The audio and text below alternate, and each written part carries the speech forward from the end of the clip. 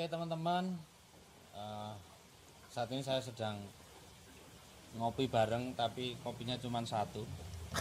Teman-teman, kita sedang berada di Pendopo apa Pak namanya Pak nih? Pendopo Wetan, Pak. Pendopo Wetan, Sumber Waras di tempatnya Pak Bayu.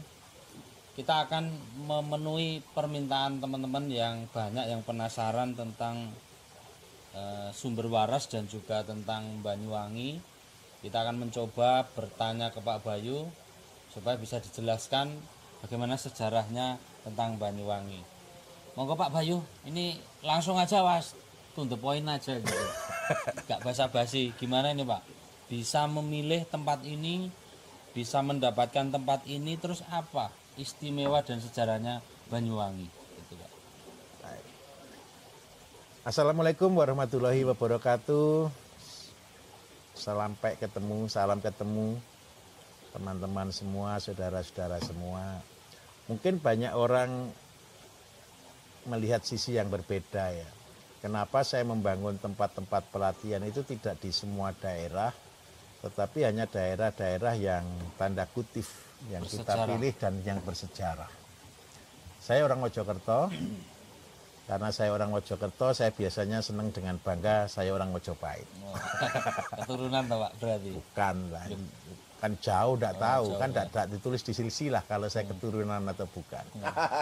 Kira ningratnya itu ada darahnya. Ya kita kan tidak tahu juga, darahnya merah. Yang jelas keturunan Nabi Adam. Iya, yang jelas saya keturunan orang tua saya. Oh gitu. Kebetulan saya lahir di Mojokerto, karena itu saya berpikiran saya adalah orang Mojopahit. Dari situ Bapak Ibu, salah satu sejarah tentang Nusantara, bagaimanapun walaupun dimulai dari Kerajaan Singosari, dari Ken Arok, kemudian dari Kertajaya, dari raja-raja di Kediri, kemudian habis gitu sampai muncul Kerajaan Mojopahit yang terkenal dengan satu sumpah Palapa, yang berkomitmen tentang menyatukan satu negara, ya disebut dengan Nuswantara atau Nusantara. Dan ini menjadi satu hal yang menggelitik saya terus terang tentang meneliti hal ini. Kenapa kok saya katakan ini sangat menggelitik? Satu cerita, kita tidak tahu kebenaran ya, legenda atau mitos atau cerita tentang satu bangsa yang besar, yang boleh dikatakan bangsa yang amat besar, yang bisa membuat satu konsep persatuan tentang Nusantara yang kita sebut sekarang dengan nama Indonesia. Bukti sejarah bahwa hal ini benar atau tidak itu sudah saya buktikan. Kalau saya melihat dari Nias yang bagian ujung, atau dari Aceh yang bagian ujung, dengan yang ada di Sumba, di Sabu yang bagian ujung, ternyata semua punya konsep tentang bangunan rumah. Bangunan rumah sama. Jadi di Nias itu model rumah hampir mirip dengan model di Jawa.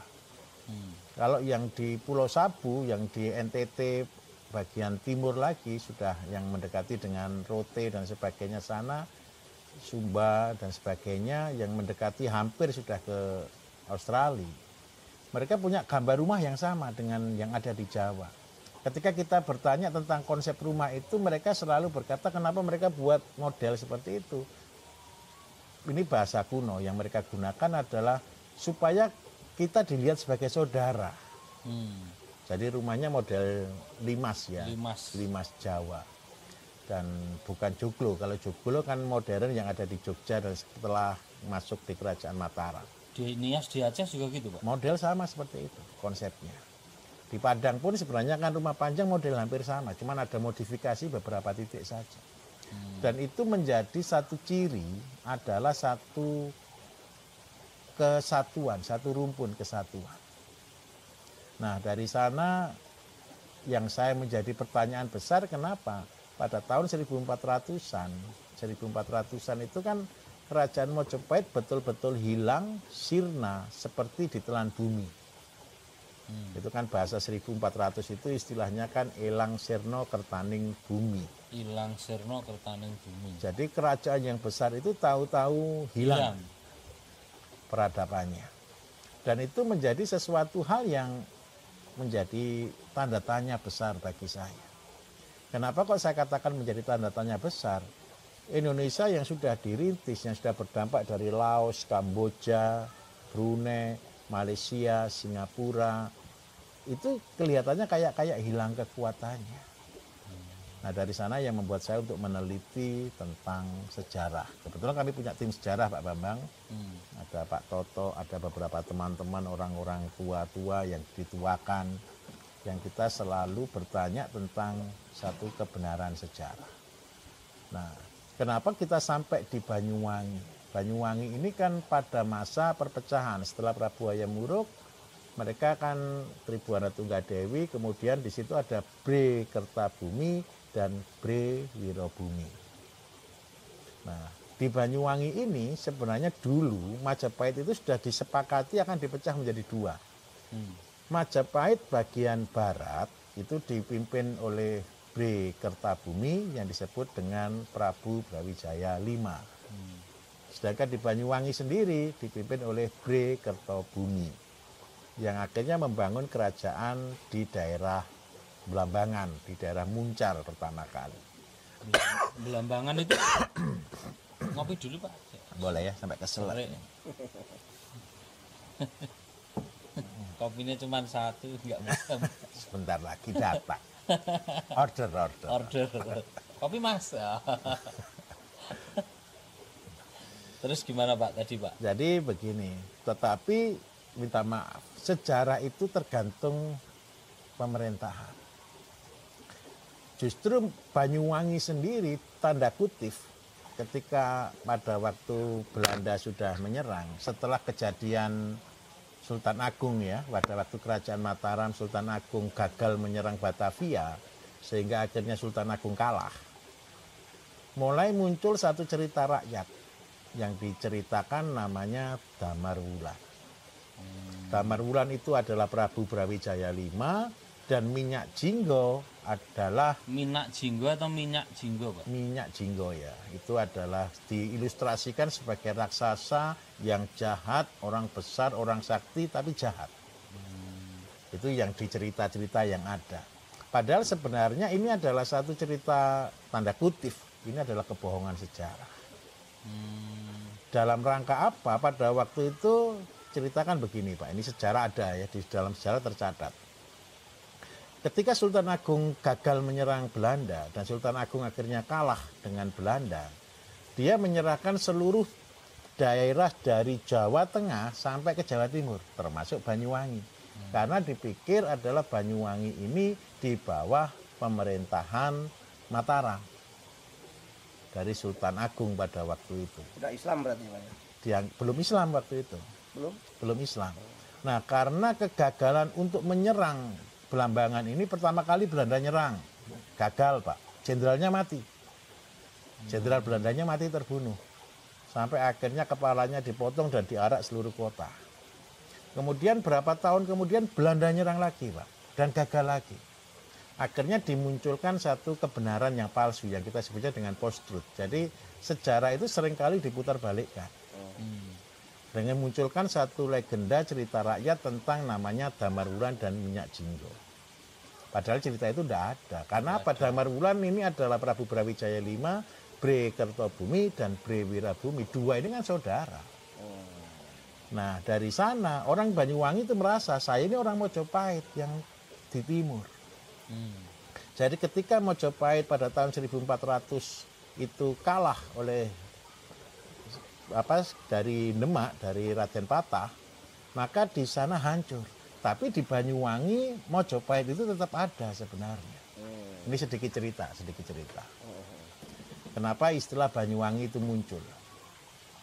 Pada waktu, tapi kalau ini masih benar dan salah, kita belum tentu fake kan. Tapi ini yang dari tim kami yang sudah meneliti, ini menjadi satu cerita bagi kami, dari intern kami. Kami punya arkeolog juga Pak, yang bagian meneliti sejarah. Jadi ketika tim ini sudah datang ke Banyuwangi, mereka melakukan penelitian. Ini cerita yang ada, Pak. Jadi yang pertama, ketika Prabu Brawijaya V kalah pada waktu itu, maka dia itu melakukan perjalanan ke timur. Dalam rangka dia akan ke Bali, karena apa? Salah satu anaknya kan ada di Raja di Bali, dan itu saudara lah, seperti itu untuk minta bantuan. Tetapi ketika Prabu Brawijaya ini sampai di Alas Purwo, di sana itu ada gua namanya Gua Istana, Pak. Gua Istana. Ya, saya lihat, saya sudah datang ke Gua Istana itu, saya teliti, di sana juga ada tanda tangannya Pak Karno, ada tanda tangannya Pak Harto, ada Monasnya juga, ada lambang-lambang negara juga di sana, yang dijadikan sebagai tempat penting karena apa? Pernah ditinggali oleh Prabu Brawijaya V. Di depan goa itu, kurang lebih sekitar 20 meter ketika turun dari goa itu, ada sumber air besar yang berbau harum, yang rasanya manis airnya. Nah, saya sampai di sana, saya bawa itu air, Pak. Jadi cerita sejarah, ini cerita sejarah. Jadi ketika Prabu Brawijaya sampai ke Banyuwangi ini, dia diikuti oleh Raden Mas Said, atau dikenal dengan nama Raden Patah. Sunan Kalijogo. Sunan Kalijogo. Raden Mas Said, Sunan Kalijogo. Sunan Kalijogo mengikuti Prabu Brawijaya V dan dibujuk Prabu Brawijaya V jangan sampai ke Bali, supaya tidak terjadi perang saudara yang lebih besar. Karena Prabu Brawijaya V merasa kalah, merasa malu, merasa minder. Akhirnya dia ikuti arahan dari Raden Mas Said, waktu itu masih belum jadi Sunan Kalijogo. Tapi dia berpesan ke Raden Mas Said, ayo kita buktikan sama-sama tentang sejarah. Jadi Raden Mas Said disuruh ngambil bambu. Bambu itu disuruh ngisi air, sumber air yang ada di depannya Istana tadi. Depannya gua istana tadi. Nah, setelah air ini dibawa, itu air itu masih harum dan manis. Ini saya juga membuktikan. Kalau dia di tahun 1400-an, saya kemarin ngambil air di situ tahun 2020. Masih wangi juga. Masih ya enggak wangi tapi seger dan agak terasa manis. Karena unik di situ kan tidak ada gunung, Pak. Jadi ada manis-manisnya. Jadi di Alas Purwo ini kan tidak ada gunung, tapi ada sumber air yang begitu besar. Tapi rasanya itu enak, seger, dan ada manis-manisnya. Akhirnya saya bawa, kalau dulu di bumbung, kalau sekarang saya bawa di botol. Di Banyak. botol mineral. Saya cuma bawa 2 botol. Saya kepengen membuktikan saja. Nah, uniknya pada waktu itu Prabu Brawijaya V ini bilang ke Raden Mas Said, ini air ini sebagai pertanda apa yang akan terjadi dengan Indonesia di masa mendatang. Nah, itu ditulis tahun 1400, Pak, masalahnya.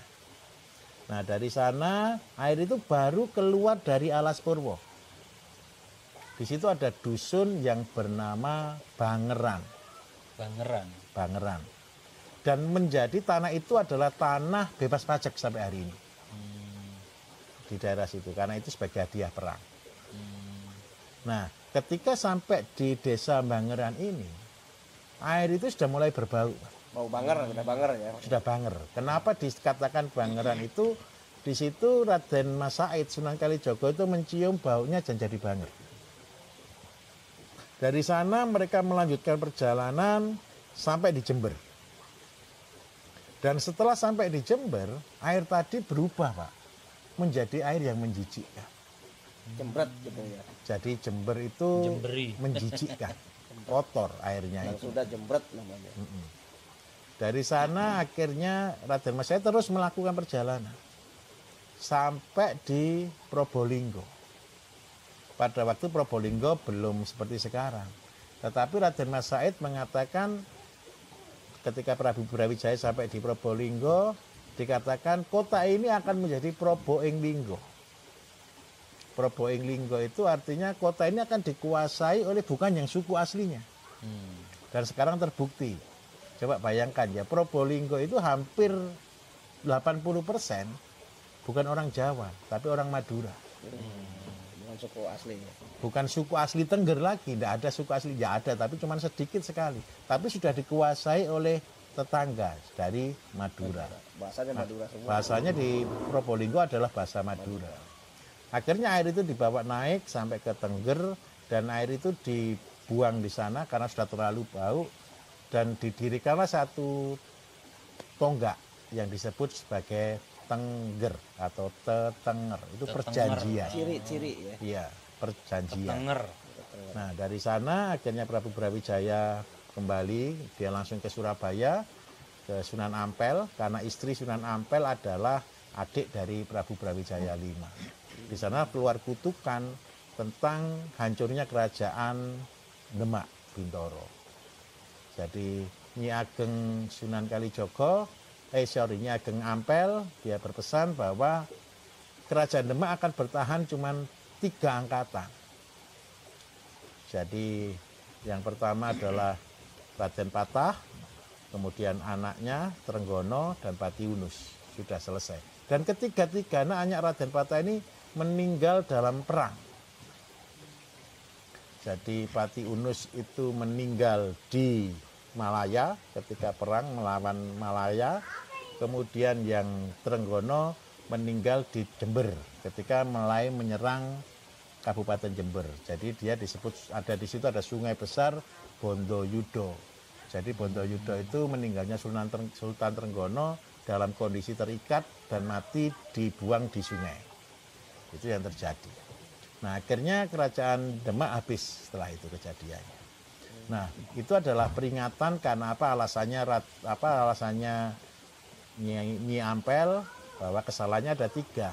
Kesalahan kepada orang tua, kesalahan kepada Tuhan, dan kepada bumi kerajaan Mojopahit sendiri. Karena itu dikutuknya 3 angkatan selesai.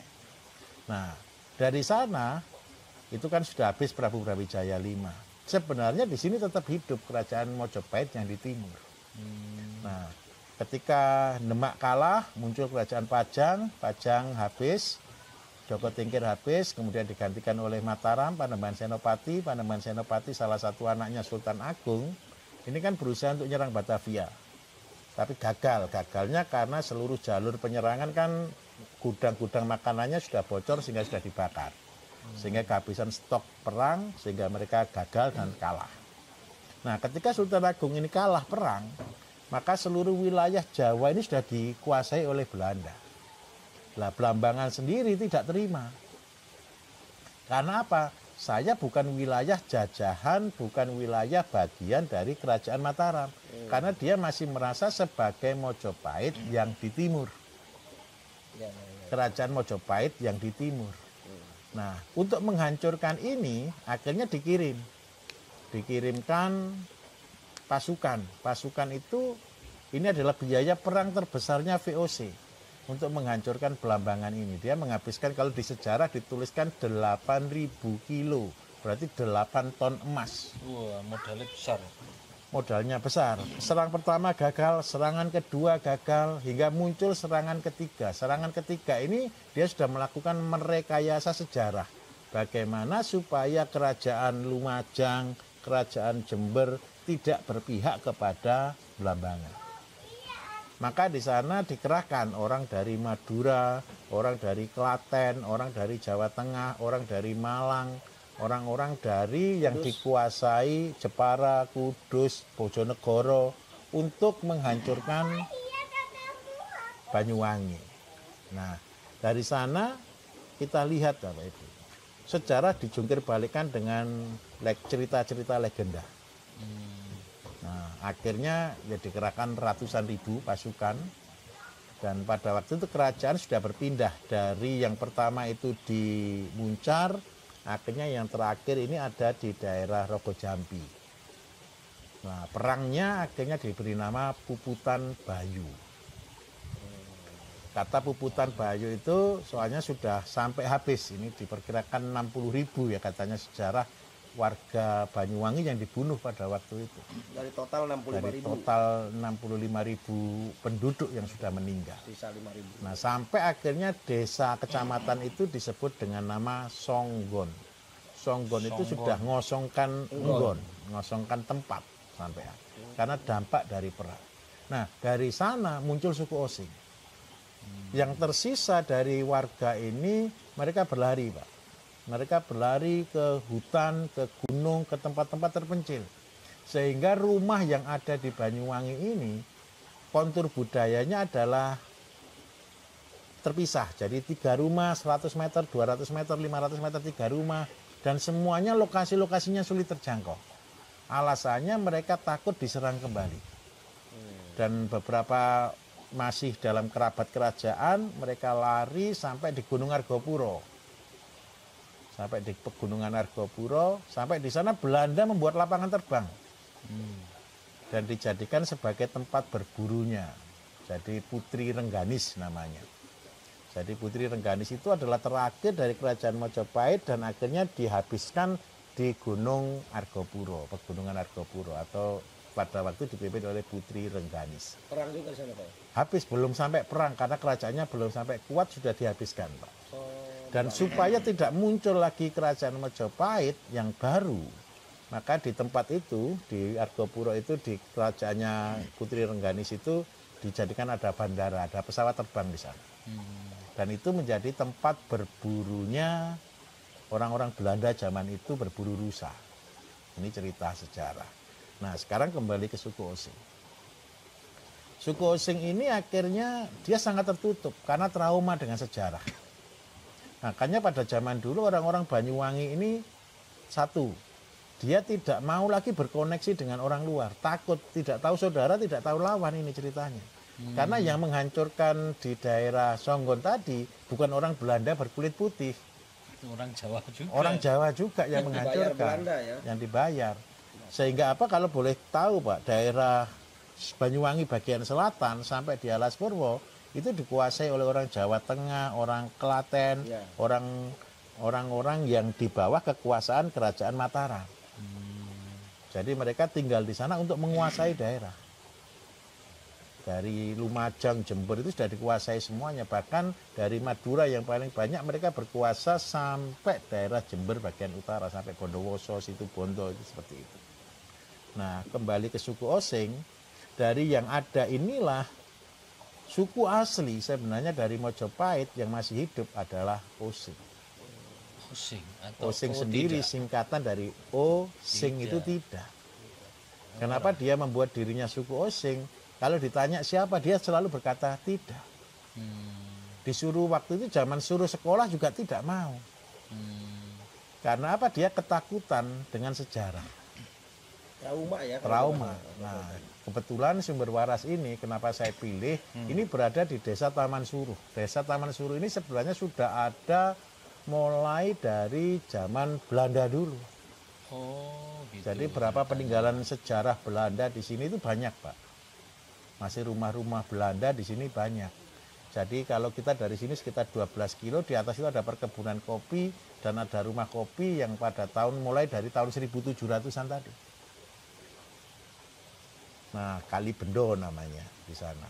Dan kalau seandainya naik ke atas lagi di Ijen, di sana sudah ada pabrik kopi Belanda yang sudah berdiri di tahun 1700-1800-an. Sampai sekarang Mas. Sampai sekarang masih ada di Belanda. Bangunan Belanda yang ada di Gunung Ijen. Gitu. Nah, dari sanalah karena saya orang Majapahit, Pak. Minum dulu, Pak. Baik. Soalnya sepaneng jadinya. Karena ikut merasakan perang tadi ya. Diserang bertubi-tubi. Kembali, Pak. Ya. Oh, dilanjut. Karena saya orang Majapahit, makanya saya membeli tempat ini. Saya anggap saya juga orang Majapahit, suku Osing adalah saudara saya. Karena kita sesama orang-orang Majapahit. Makanya kita mendapatkan satu hal yang sinkron. Sinkron, connect. Kebetulan jalur ini jalur batu, Pak. Jadi kalau Pak Bambang bergeser sedikit 50 meter aja dari tempat kita, sudah tidak ketemu batu. Tidak ketemu batu ya. 50 meter ke belakang tidak ketemu batu. Cuacanya katanya beda juga, Pak. Iya, dari ini mulai dari ini ke atas, ini kan kita ini kan di jalur kaki gunung kita nyebutnya. Iya. Jadi kan tidak ada tanah di sini. Yang ada hanya batu. Batu.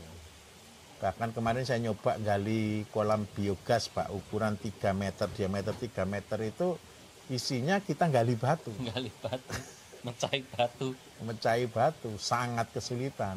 Tapi ya kita bersyukur ternyata juga bisa kita buat, begitu loh. Jadi pertama kali saya beli tanah ini Pak, untuk mencari bangunan, kita bisa bangun kantin di depan itu dengan ukuran cuma 6 kali 8 saja, tidak ketemu tanah rata. Jadi 6 kali 8 itu aja 3 meter di depan itu saya harus timbun sekitar 2 meter. Jadi ini bangun dari nol Pak ya? Dari nol Pak, dari tidak ada apa-apa, dari Bukan batu. punya pemerintah daerah. Bukan, ini punya pribadi yang saya beli secara pribadi juga, tanahnya SHM, status milik. Nah, kenapa saya beli ini? Yang pertama, di sini daerah sumber air. Jadi sebelum saya beli di depan itu ada musola wakaf. Iya. Musola wakaf yang sangat sederhana, kuno seperti itu, bangunannya masih sangat kuno. Nah, ketika saya beli itu, terus terang ini sudah dikenal dengan nama Sumber Waras. Ada, kalau sumbernya sendiri di sebelah mana Pak? Kalau Di sini? sumbernya sendiri dari sini kurang lebih sekitar 500 meter lah ke atas. Di atas. Di atas. Termasuk yang dekat rumah ada sumber kecil. Betul, ini kan banyak sekali sumber-sumber kecil di tempat ini. Nah, di atas tadi itu, di sebelah musola itu ada Pak, kadang-kadang ketika saya dulu survei tanah ini, ketika saya bangun jam 2, jam 3, ada orang dari Jakarta, orang dari Cirebon mandi di situ. Ada orang rata-rata yang datang ke sini pasiennya, bukan pasiennya ya, penderitanya penderita sakit jantung sama gangguan jiwa. Karena dipercaya bisa Menyembuhkan airnya. Jadi banyak orang kadang-kadang mandi di situ, ada mobil tahu-tahu datang, kita tanyai dari mana, dari Jakarta, dari Cirebon gitu. Memang pertanyaan saya kok tahu gitu, padahal ini di tengah hutan kita ini. Dulu jalannya belum ada paving Pak, ini makadam yang parah itu. Jadi ketika kita beli. Nah, saya bangun ini tahun 2020. Ketika saya bangun ini sebenarnya ada keajaiban. Keajaiban yang pertama Pak, kita tidak pakai alat berat sama sekali di tempat ini. Semua hanya pakai manual, pakai tangan manusia. Jadi digali secara manual semua. Kita tidak gali Pak, kita cuma geser. Geser batunya. Batunya digeser. Waktu itu hukum saya cuma satu ke semua pasukan. Batu dicampur batu, tanah dicampur tanah. Jadi ada batu ya kita kumpul dengan batu, kita buat fondasi, kita buat lubang, kita buat jalan dan sebagainya. Tapi ini konsepnya pohon-pohonnya nggak ditebangi sama sekali Pak. Ya, kita kan cinta alam Pak. Jadi konsep saya adalah tidak merusak alam. Jadi pohon-pohon di sini hampir ya tidak kita potong. Hampir tidak kita potong. Bangunan kalah dengan pohon. Jadi artinya bangunan dengan kalah dengan pohon itu saya tidak geser pohon, tapi ada bangunan, ada pohon di situ ya bangunannya kalah. Ukurannya ngikuti dari pohon yang ada. Jadi kita tidak ada. Jadi kalau Pak Bambang lihat di sini kan tetap kayunya masih asli. Masih asli. Masih. Terus yang kedua karena ini kawasan sumber air, kita harus menjaga kelestarian sumbernya. Jadi kita tidak boleh potong kayu lah bahasanya seperti itu. Jadi memang kita pelihara Pak. Jadi supaya kayu tetap banyak. Nah yang unik, kejadian unik di sini yang pertama Pak.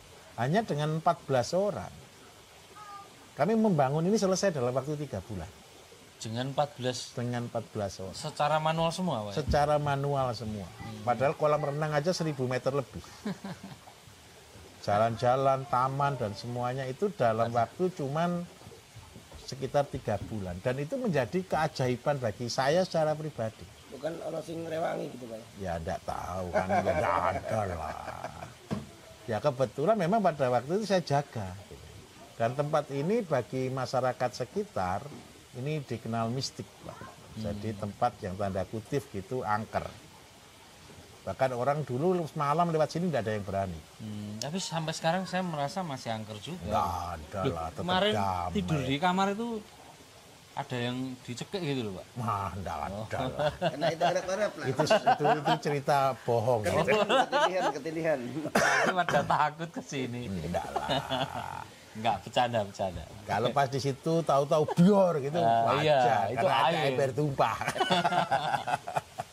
Berarti di sini dari sumber sana Iya, masuk kolam renang, betul. masuk ke kolam ikan, Iya, lanjut keluar lagi ke sawah. ke sawah. Betul.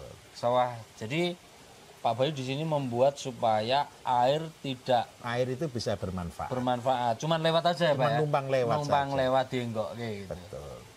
Gini Pak, kalau ini nyambung ya Pak ya, Boleh, nyambung boleh. obrolan. Tadi kan cerita sejarah ini sudah. Dengan Pak Bayu membangun tempat yang seperti ini, kan ini juga beberapa meter ini ada perkampungan Pak. Betul.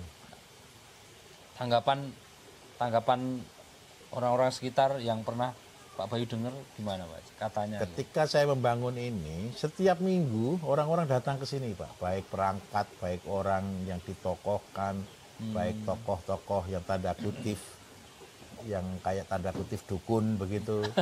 Setiap minggu datang, Pak. Mereka tuh bingung. Iki mah diopokke. Bukan, kok cepat sekali perubahannya. Hampir semua yang datang ke sini itu mereka bingung kok cepat sekali perubahannya. Jadi ini hal saya sendiri bangun di mana-mana. Ketika saya bangun saya juga merasakan hebat, Pak. Saya kasih contoh hujan. Ini kan daerah selalu hujan Di sini ya. di sini. Hujan itu hanya jam 12 sampai jam 1, Pak. Malam, Siang. siang. Jadi kerja dulu, orang-orang kerja waktu mereka pulang istirahat hujan, Pak. Nah, ini Jam 1 mereka masuk, hujan berhenti, Pak. Malam hujan lagi. soalnya air itu nurut sama Bayu, gitu Pak. Iya kan? Bayu kan angin. Itu tidak ada hubungan. Oh, nah, ini kan biar agak mistis gitu loh Pak. Tidak ada mistis di sini. Tidak ada kebohongan.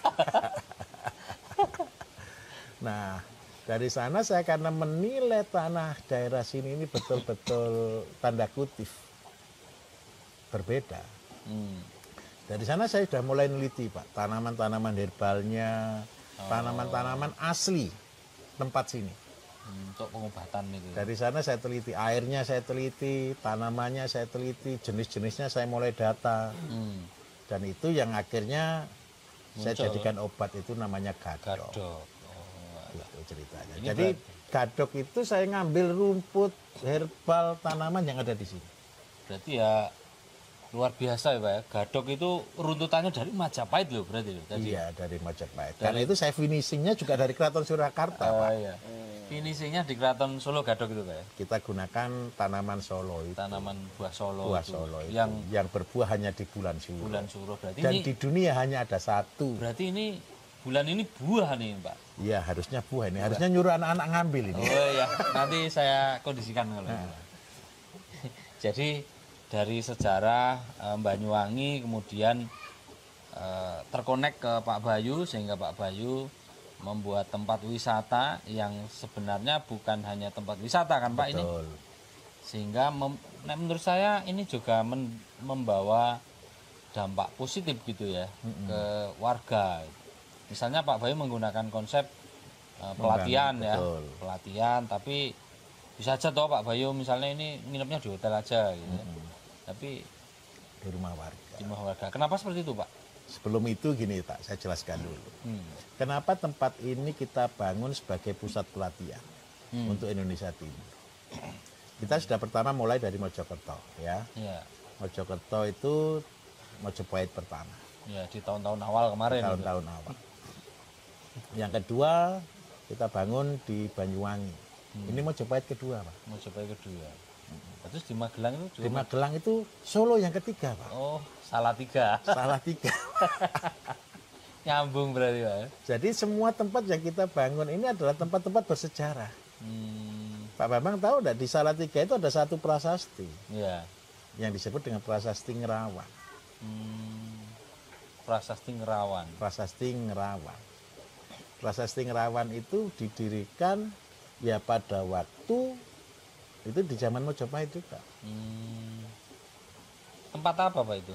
Prasasti Dulunya Ngerawan. gitu. Dulunya ya di Salatiga itu ya kerajaan lah. Oh, sampai ada yang di Banyu Biru.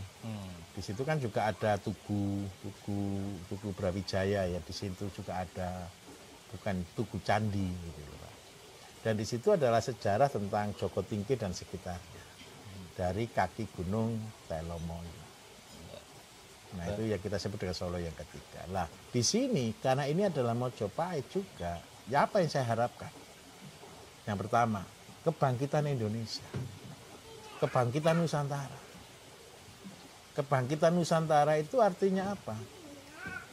Coba ya kita bayangkan. Ketika kita buka pelatihan di sini, komentarnya orang apa, Pak? Jauh, kan? Jauh ya, mesti rata-rata itu jauh dari mana-mana. Dari mana-mana. Tapi Pak Bambang juga menilai bahwa semua peserta dari sini hampir loh Pak di Indonesia, Pak. Ya, dari seluruh Indonesia hampir Iya. sudah datang Hampir ke sini. semua sudah datang di sini. Kalau saya perhatikan Aceh, Merauke kita tutup di sini loh Pak. Betul Pak. Peserta angkatan kemarin kan Merauke kita tutup di sini Pak. Yang ke 1.000 orang. Betul Pak. Dan itu menjadikan bukti sejarah. Secara spirit yang saya harapkan adalah Banyuwangi sebagai Mojopahit terakhir. Kita dirikan Mojopahit lagi gitu. Enggak lah, sudah enggak boleh Mojopahit Pak. Kita sudah ganti Nusantara. Oh Pak. Nusantara. Makanya jadi ibu kota namanya ya Pak ya. Ya itu Pindah enggak ke Kalimantan. Nah, kayaknya ini Pak Jokowi juga baca-baca. pastilah. Pindah ke Kalimantan. Sebenarnya Kalimantan itu bukan zamannya Pak Jokowi Pak. Sudah Bung Mulai Karno. dari Bung Karno dia kepingin di Palangkaraya, Pak Harto di Bukit Soeharto, Pak Jokowi di Penajam. Oh gitu. Saya Pak kembali ke ini aja. Ngerasani tangga nih. Kita ngomong ke apa sumber waras ini Sumber lagi. waras Kan? baik. Kita ngomong ke sumber waras. Ini kan kalau kita lihat, saya lihat sendiri di sini tuh kan banyak bebatuan gitu. Betul. Sedangkan di sini Pak Bayu mengajarkan pertanian gitu loh. Awal pemikirannya apa nggak bertentangan Pak? Itu di tanah batu-batu kok apa nggak cari tempat yang Ada filosofinya Pak. kelihatan subur gitu loh. Ada Gampang gitu filosofi. garapnya itu. Filosofinya begini. Bangun pertanian itu Pak untuk Indonesia. Mungkin atau tidak sebenarnya Pak Bambang? Ya kalau misalnya didatangkan dari orang Cina mungkin gitu. Belum tentu juga. Belum tentu juga. Belum tentu juga. Bangun pertanian Indonesia itu menurut saya tidak mungkin. Tidak mungkin. Karena Karena terlalu banyak masalah. Tanda kutip. Kita ini sudah hatinya ini sudah sekeras batu semua Pak. Diajari kayak apapun hilang Pak. oh betul ya. Ngeyel sih sana Pak. Ngeyel bisa. Loh petani minta maaf Pak. Diajari kayak apapun kan kayak ngajari batu Pak. Iya. Betul Pak. Nah dari sana saya punya ide. Batu dipecah ya tidak mungkin jadi subur. Ya. Betul kan? Ya. Dari sana saya harus membuat konsep bahwa yang kita lakukan dengan membangun pertanian ini hal yang tidak mungkin. Yang pasti gagal. Hal yang mustahil. Hal yang mustahil. Nah, akhirnya saya kumpulkan, Pak. Batu ketemu batu, tanah ketemu tanah. Pokoknya dapat batu, kumpul ke batu. Iya, saya ingat betul, Pak. Saya untuk menanam bunga di sini, saya butuh waktu 1 tahun, Pak. Anak-anak buah ini saya suruh nyapu daun, saya suruh tumpuk sampai akhirnya jadi kompos dan baru bisa ditanam. Itu butuh waktu 1 tahun. Lah filosofi saya begini. Kita mengerjakan hal yang tidak mungkin untuk membangun pertanian Indonesia. Tetapi tidak mungkin itu masih ada celah. Masih ada kemungkinan berarti. Coba bayangkan. Ini sama enggak ya? Di batu begini airnya melimpah. Harusnya air kan sumber kehidupan. Iya betul. Harusnya kira-kira pertanian daerah sini maju atau tidak kalau airnya melimpah? Ya harusnya toh Pak. Minta maaf. Di daerah sini pertanian gagal total. Dan tidak mungkin bisa. Dan ini seperti tanda kutip, Pak. Ini seperti tanda kutip. Ayam mati di dalam lumbung. Artinya apa ayam mati di dalam lumbung? Ini air melimpah, sumber daya alam melimpah, mati kelaparan. Ini konyol. Konyol. Nah dari sana berarti yang salah apa? Harus kita rubah pola pikir. Ngerubah pola pikir itu kan ngerubah batu, Pak. Karena sudah kuat semangatnya, kuat hatinya, teguh pendiriannya. Bagaimana caranya? Ya kita buat yang palsu-palsu. Sawah palsu, tanah palsu. Dan akhirnya coba fair saya katakan. Kalau orang lihat tempat kali ini pertama kali tanahnya subur atau enggak kalau begini? Kalau belum ada ini ya dikira tanah Gersang. gersang karena Lah, kelihatannya subur kenapa? Karena tumbuhnya dia betul-betul di tempat pilihan. Nah, tempat pelatihan di sini makanya seringkali saya katakan hanya orang-orang terpilih yang bisa datang ke sini. yang bisa datang ke sini. Berarti panitianya termasuk orang-orang terpilih ya. Ya bersyukurlah sampean jadi orang terpilih. Direwangi ninggal anak bojo Nah, berhari-hari loh Pak. ya itulah perjuangan. Perjuangan. Nah, perjuangan ini tidak berhenti. Dari sana saya yakin, saya optimis, Pak. Kalau yang batu saja akhirnya bisa menjadi subur, bukan batunya yang subur. Karena batu tak tumpuk batu, tanah tak tumpuk tanah, akhirnya tumbuh tanaman. Jadi sekarang ini orang lihat pasti kok tanahnya subur sekali. Loh, itu bukan tanah, Ya, bawahnya batu. bawahnya batu, dan itu isinya kompos. Betul Pak. Tapi ya menurut saya benar Pak kalau begini. Soalnya kalau Pak Bayu itu bangun di tempat yang sudah subur, nanti orang bilang, ah emang tanahnya subur gitu Ya ya. itulah Indonesia. Kalau ini kan tidak bisa terbantahkan gitu ya. Nah, apalagi dengan teori aqua farming yang sedang kita gagas. Dan ini menjadi sesuatu hal yang luar biasa dengan konsep apa yang ada dan bukan mengada-ada. Ada. Jadi konsep ini adalah konsep yang saya bangun dari konsep itu, Pak. Apa yang ada. Adanya batu. Kalau Bapak lihat di sini tidak ada hal yang modern di sini, semua sederhana. Tetapi yang kita sudah kerjakan adalah dari air yang ada, dari semua yang ada, ini yang kita efektifkan. Air ini berapa ratus tahun sudah tidak berguna. Ya. Cuma numpang lewat saja. Dan tidak ada hasilnya apa-apa. Yang tadi kita buat konten, ya kita buat kolam, kita buat semuanya, asola, bebek, dan semua itik. Itu akan menjadi satu konsep yang menjadi keberhasilan. Tapi ya saya di sini tuh merasa nyaman Pak, yang jelas ini bukan testimoni, maksudnya saya sendiri biasanya kalau laki-laki itu kan nggak betah kalau ninggal istri lama-lama gitu. Iya. Tapi saya ya betah-betah aja ya Pak Kabe ya. Hampir 1 bulan di sini. Betah-betahkan itu. Dikuat-kuatkan. Ya tapi karena melihat biasanya kan bangun tidur itu ya lihat TV apa. Kalau di sini kan Nggak ada TV. nggak ada TV kan, akhirnya bangun tidur ya lihatnya air, tanaman, ikan. Jadi pikiran kita itu lebih fresh gitu loh. Kalau lihat TV itu kan selalu ngelihat gambar-gambar, berita, mbak-mbak lewat gitu. Jadi kan pikirannya jadi lebih terganggu. Kalau di sini tuh lebih fokus gitu. Jadi berhari-hari di sini ketemu, akhirnya saya merasa juga ketemu banyak saudara gitu Pak. Akhirnya di setiap daerah jadi kita punya sedulur gitu. Betul. Pak Bayu. Kalau daerah sini kan terus terang tempat ini saya namai Suwargo, Pak. Suwargo. Sumber waras Gadok. Mantap. Gadok itu dusunnya, tempat airnya namanya Sumber Waras. Jadi kalau di sana itu kan ada sumber tempur. Sumber tempur itu kan sumber yang turun dari atas dari tempat saya. Kemudian ada yang dari atas lagi dari samping, yang saya sebut dengan kolam cinta di situ kan. Itu ada tulisan di situ Pak, Suwargo, sumber waras Gadok. Dan saya merasakan satu, semua pengunjung yang datang ke sini begitu masuk mereka merasakan damai, Pak. Damai betul. Mereka merasakan tenang, mereka merasakan satu hal yang kayak dunia yang berbeda. Kalau Pak Bapak boleh ngecek ya, siang-siang jalan aja 50 meter ke arah jalan Pak. Sudah berbeda rasanya dengan di sini.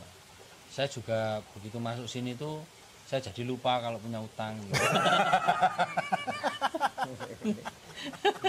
Jadi makanya bikin lama-lama gitu loh.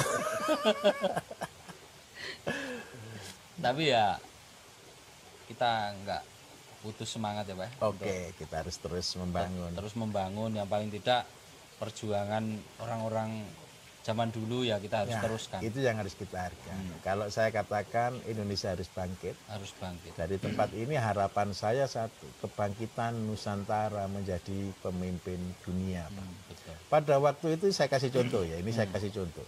Satu-satunya negara di dunia yang tidak dikalahkan oleh Mongolia adalah Indonesia. Karena belum pernah ke sini atau Sudah pernah ke sini, dia ngirim utusan, Pak, telinganya dipotong, Pak, Oh. dan pulang. Ketika orang Mongol menyerang ke sini oleh Raden Wijaya, dipakai untuk nyerang ke diri dan pulangnya mereka dibunuh semua, Pak. Akhirnya muncul kerajaan Mojopahit, Pak. Jadi munculnya kerajaan Mojopahit itu karena memanipulasi dan membunuh bangsa Mongol. Oh, gitu ceritanya. Karena itu hubungan Mojopahit dengan Cina pada waktu itu juga kuat, Kaisar Ming dan sebagainya itu pada zaman itu. Di Indonesia ada Mojopahit, di Cina ada dinasti Ming. Berarti masih saudara itu. Ya bukan saudara. Ya pada waktu itu sudah terjadi kerajaan yang bersama-sama. Jadi di sana. Nah, jadi karena itu Indonesia ini betul-betul punya power yang luar biasa. Eropa loh dikalahkan, Pak, oleh Mongolia. Indonesia tidak pernah dikalahkan. Bahkan pasukan yang dikirim ke sini mati semua, Pak. Mati semua ya. Ya kalahnya orang Indonesia itu kalau terpecah belah itu. Nah, kalahnya bangsa kita ketika kita dipecah belah, diberikan fitnah dan sebagainya, diadu domba. Nah, karena itu tidak ada cara lain. Kebangkitan harus dimulai dari kesatuan. Kesatuan. Makanya saya punya slogan itu menyatukan petani Indonesia itu. Nah, selamat. Ini harus tercapai nih, Pak. Harus tercapai. Dari Aceh sampai Kita berdoa, kita berharap mudah-mudahan apa yang sudah kita lakukan bersama dari tempat ini, dari tempat yang ada yang lainnya, ini betul-betul sebagai wujud nyata untuk kebangkitan pertanian Indonesia ke arah depan. ya, oke Pak. Terima kasih Ya, obrolannya. terima kasih Pak Bambang. Ini soalnya saya lihat Pak Bayu sudah terlalu menggebu-gebu. Iya, harus stop ya kalau gitu ya. Kalau wajahnya udah memerah ini kalau nggak dihentikan Bahaya. bahaya, bisa meledos ini. Oke teman-teman, kayak obrolan jagungan di sini sambil ngopi, tapi ya kopinya cuma satu. Kita sampai di sini dulu, nanti ketemu lagi dengan obrolan-obrolan dengan Pak Bayu. Mungkin besok kita akan lanjutkan dengan persiapan-persiapan Pak Bayu untuk menyambut teman-teman yang akan datang ke pelatihan di Sumber Waras ini. Terima kasih, sampai ketemu lagi.